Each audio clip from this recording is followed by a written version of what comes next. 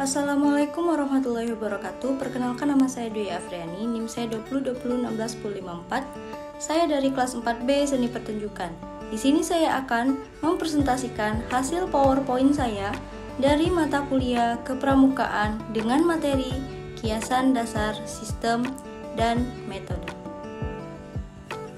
Yang pertama, kiasan dasar. Kiasan dasar adalah alam pikiran yang mengandung kiasan atau gambaran sesuatu yang disanjung dan didambakan. Kiasan dasar dalam gerakan pramuka diambil dari romantika sejarah perjuangan bangsa Indonesia. Oleh karena itu, kiasan ini mengambil hal-hal yang terkait dengan sejarah perjuangan bangsa Indonesia, baik pada masa lalu maupun perjuangan pembangunan pada masa sekarang. Kiasan dasar digunakan untuk sebagai salah satu unsur terpadu dalam pendidikan kepramukaan. Penggunaannya dimaksud untuk mengembangkan imajinasi sesuai dengan usia dan perkembangan peserta didik sehingga akan mendorong kreativitasan dan keikutsertaan peserta didik dalam setiap kegiatan pendidikan kepramukaan. Itu juga difungsikan untuk menumbuhkan rasa cinta tanah air karena dilaksanakan berdasarkan sejarah dan budaya bangsa Indonesia. Yang pertama, romantika perjuangan bangsa Indonesia. Pada masa lalu, perjuangan bangsa Indonesia masih bersifat kedaerahan sehingga mengalami banyak kegagalan dan secara bergantian negara kita dapat dijajah oleh bangsa asing. Perjuangan dan pemberontakan bangsa Indonesia muncul di mana-mana, tetapi hasilnya percuma saja karena adanya persatuan dan kesatuan bangsa. Lalu, kiasan dasar pramuka dari romantika perjuangan bangsa.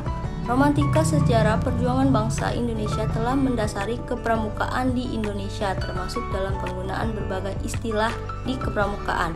Berikut ini adalah contoh kiasan dasar jenjang keanggotaan dalam gerakan pramuka yang didasarkan pada periodisasi perjuangan bangsa Indonesia.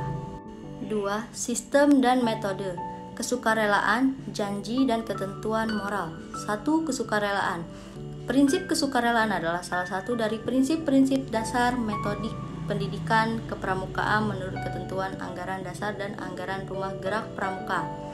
Kesukarelaan merupakan sikap laku atau perbuatan yang bukan karena paksa atau tekanan-tekanan dan yang dilandaskan pada sifat-sifat sebagai berikut.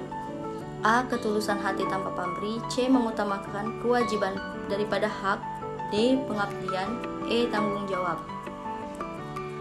Kedua, janji dan ketentuan moral. A. Pengertian janji dan ketentuan moral. Kode kehormatan pramuka yang terdiri atas janji disebut satya pramuka dan ketentuan moral disebut dharma pramuka. Satya pramuka diucapkan secara sukarela oleh calon anggota atau pengurus gerakan pramuka dikala peresmian menjadi anggota atau pengurus.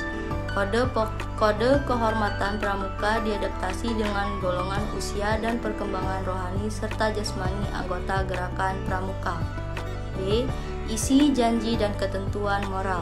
Kode kehormatan bagi pramuka siaga. Kode kehormatan bagi pramuka siaga usia 7-10 tahun terdiri atas janji yang disebut Dwi Satya dan Dwi Dharma.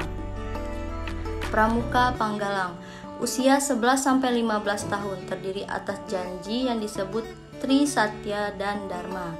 Pramuka Penegak usia sampai 16-20 tahun. Kode kehormatan pramuka penegak sampai menyerupai instruksi kehormatan pramuka Panggalang. Perbedaannya terletak pada janji Tri Satya. Pramuka Pandaga. Kode kehormatan pramuka Pandaga usia 21-25 tahun atau sekolah tinggi. Kode kehormatan Pandaga sama menyerupai instruksi kehormatan pramuka penegak. 3. Sistem beregu dan tanda kecakapan. 1. Sistem beregu. Pengertian sistem beregu. Sistem beregu ialah salah satu prinsip dasar metodik pendidikan kepramukaan. Banyak hal yang sanggup dikerjakan dengan gampang dengan adanya sistem beregu ini, karena itu perlu kita telaah dan dilaksanakan dalam satuan pramuka. Pengertian regu dalam sistem beregu ialah kelompok kecil yang terdiri atas 5 hingga 10 orang anggota. B. Manfaat sistem beregu. Manfaatnya mempermudah menggerak aseptor didik, mempermudah pengawasan dan pengamatan, mempermudah perkembangan langsung aseptor didik. Lalu, pembentukan regu. Regu tetap misalnya barung, siaga, regu penggalang, dan sangga penegak dalam satuan di gugus depan. Regu tidak tetap yaitu kelompok yang dibentuk untuk sementara waktu, contohnya untuk permainan untuk melaksanakan kiprah tertentu. 4. Tanda kecakapan umum. Tanda kecakapan umum dalam gerakan pramuka ialah gejala yang dikenakan pada pakaian pramuka sebagai tanda kecakapan, keterampilan, ketangkasan, kemampuan, perilaku, dan perjuangan pramuka dalam bidang tertentu. Sesuai dengan golongannya, usia tanda kecakapan terdiri dari 3 macam, yaitu A. Tanda kecakapan umum, yaitu tanda yang didapat pramuka sesudah seseorang pramuka menuntaskan syarat-syarat kecakapan umum SKU dan dilantik pada tingkat SKU tertentu. B. Tanda kecakapan khusus. Tanda kecakapan khusus ialah tanda yang diperoleh sesudah seseorang anggota pramuka menuntaskan syarat-syarat kecakapan khusus SKK. 3. Tanda kecakapan Garuda. Tanda kecakapan Garuda ialah tanda kecakapan tertinggi yang diberikan kepada aseptor didik yang telah menuntaskan syarat pramuka Garuda SPK. 5. Permainan pendidikan. 1. Pesan rahasia. Semua aseptor berbaris dan pembina memberikan pesannya. Setelah pembina selesai memberikan pesannya, kemudian aseptor harus menyebutkan kembali apa yang disampaikan oleh pembina tadi.